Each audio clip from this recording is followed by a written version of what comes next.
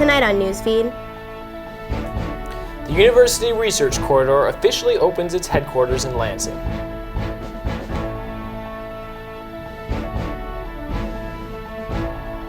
Alternative spring breakers in Haiti need to find a second alternative.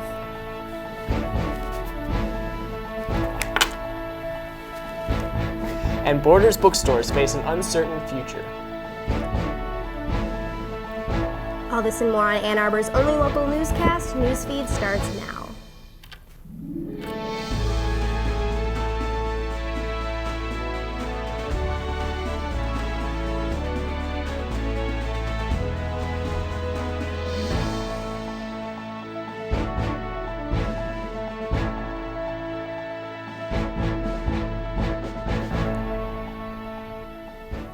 Welcome to Newsfeed. I'm Leslie Dickinson. And I'm Whitson Gordon. It is Monday, February 8th, 2010.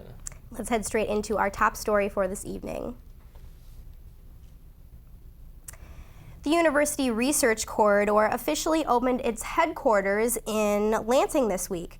The URC, which was created in 2007, is a collaboration between the University of Michigan, Michigan State, and Wayne State, combining all three universities, recording resources between research at all three universities to strengthen Michigan's economy. President Mary Sue Coleman spoke at the event, saying that while many were skeptical of the URC, the URC at its inception, but now 3 years later, administrators at all three institutions are fully behind the venture and are working hard. That's good. Yeah. It took a little while for them to get off the ground. They kind of had some struggles in the beginning, but sounds like they're all up and running now, and and hopefully it will be fruitful. Yeah, absolutely. In campus news, the university announced yesterday that the dining hall in Betsy Barber is here to stay for the 2010-2011 academic year. Officials have recently considered closing the dining hall, which would save university housing about $400,000. However, residents were able to persuade housing officials in a meeting last week that taking away Barber dining would also mean taking away a very important part of their community. Thus, housing has decided to save the dining hall and cut costs elsewhere. University Housing spokesman Peter Logan says it's too early in the budgetary process to tell what other housing services will be cut as a result of their decision. And it seems as though U of M students planning on participating in the alternative spring break trip in Haiti will have to find other plans. Even before the devastating earthquake hit the country, 16 U of M students and members of Ann Arbor's New Life Church had planned to visit Haiti as part of a service trip to build gutters on Haitian homes. However, after the earthquake left the country in a state of national chaos, University Provost Teresa Sullivan and Vice President for Student Affairs E. Royster Harper have advised against traveling to Haiti, resulting in the cancellation of the trip. UM alum Carl Jansen, who had planned to chaperone the trip, explained, quote, "They just need emergency responders and professionals to get things under control before volunteers like our group would be able to go down there and help." And Google has announced that they will be awarding $425,000 in grants to the university for research for the next few years. The university will receive 2 grants. The first grant will go toward a data research project. The main goal of the research project is to understand how computers access and use data, and to teach researchers how to better save energy. The second grant will be given for research that focuses on making the hardware for computer memory more efficient.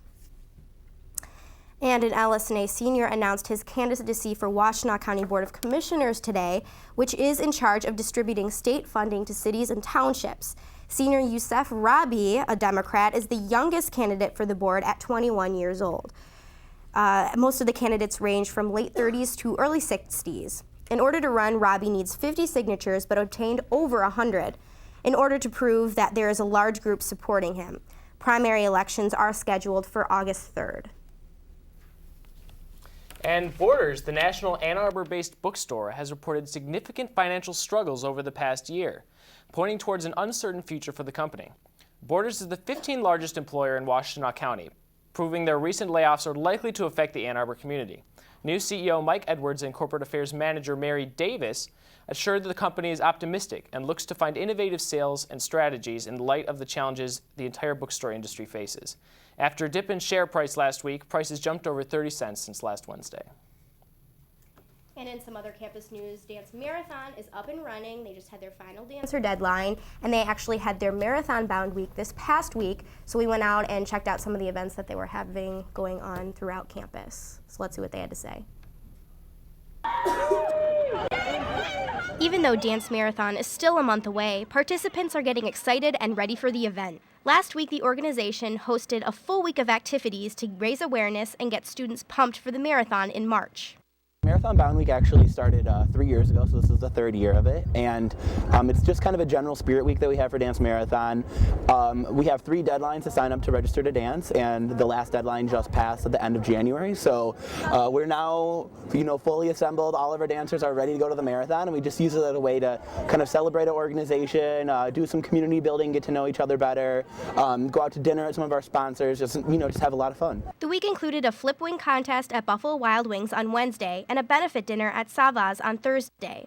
One of the new activities this year was a torch run through the Diag at the end of the week. Every year at the end of Marathon Bound Week on Friday, we try to do something outside in the cold that's kind of fun, maybe a little bit, have some kind of athletic element like running. Last year we did a run from the Diag over to where the bell tower is, and we took a photo that had one of the M's from our logo, so it was really exciting, and this year we just wanted to try something new. The week concluded on Saturday night with the Marathon's annual charity ball in the Union. It's a formal dance, kind of a lot like homecoming. A lot of people go out to dinner beforehand, dress up in suits, and the Dance Marathon kids come out too, all dressed up. So it's just a really fun night. Just dancing, hanging out with your friends. This year's theme is the movie Up, so there'll be lots of balloons and fun things. While the final dancer deadline has passed, there are still ways for students to get involved if they haven't already. Even people that haven't signed up to dance should definitely come and check out the event. It's a lot of fun. My freshman year I actually didn't dance, but I went and visited people, and that's how I got involved, because once I saw it, it's one of the most amazing things that happens on campus all year. So. And the week's events all culminate up to the final marathon, which this year is going to be held March 27th through the 28th. For Wolf TV, I'm Leslie Dickinson. So like Tyler said, you can definitely still get involved, be a moraler, help out your friends who might be dancing, because this dancer deadline has already passed, but you definitely can still get involved even if you haven't already, so you for sure should do that. But in some non-campus news, we have Alex in the studio with us to give us our weather update for the week. Thanks, guys. Currently outside it is 22 degrees under mostly cloudy skies. We've got winds out of the east-northeast at 2 miles per hour tonight, and we are also in a winter storm watch. Now, how much snow are we going to get tomorrow? Well, stay tuned for my full forecast coming up soon. Thanks, Alex. We look forward to hearing that. We're going to take a quick commercial break, but stay tuned because we got more Newsfeed coming up. I'm Billy Holber, and you have just been... Billy. Hi, Penny? That's right. What are you doing? Just staying in style with Lady Gaga's new line. You like it? Hello? Don, where are you? Why aren't you watching your children? What are you doing? Kate, chill out. I'm out with the boys watching eBuzz. No. It is my night to watch eBuzz. What are you doing? Look, I'm watching eBuzz. I gotta watch eBuzz. It's my night. Don, you can watch eBuzz on the blog. It is my turn to watch it. You go find your children right now. Oh, there's 8 of them. Why don't you find a few? Go find your children. I'm watching eBuzz. Fine. Oh, you're such a... And this year's Wolvie for the best show goes to You Say Maize, I Say Blue. Woo! Now, I'm real proud of y'all. I'm gonna let you finish. Just saying, eBuzz has the best show on Wolf TV!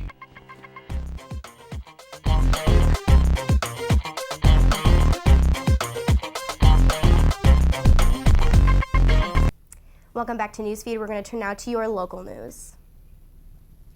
An Ypsilanti Township man charged with 6 felony counts was scheduled to go on trial last week has delayed until May.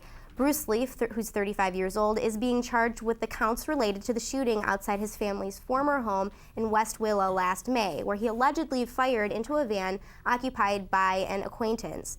This is not his first run-in with the law either. In 2006, he was involved with a confrontation with 2 sheriff's deputies in which he received a $1.375 million settlement from the county. Lee is currently confined on house arrest in Romulus. And an Eastern Michigan University student is currently recovering after being diagnosed with tuberculosis. The international student is believed to have gotten sick in her home country before returning to the States. She has withdrawn from her classes for the semester, and 16 students that worked with her in the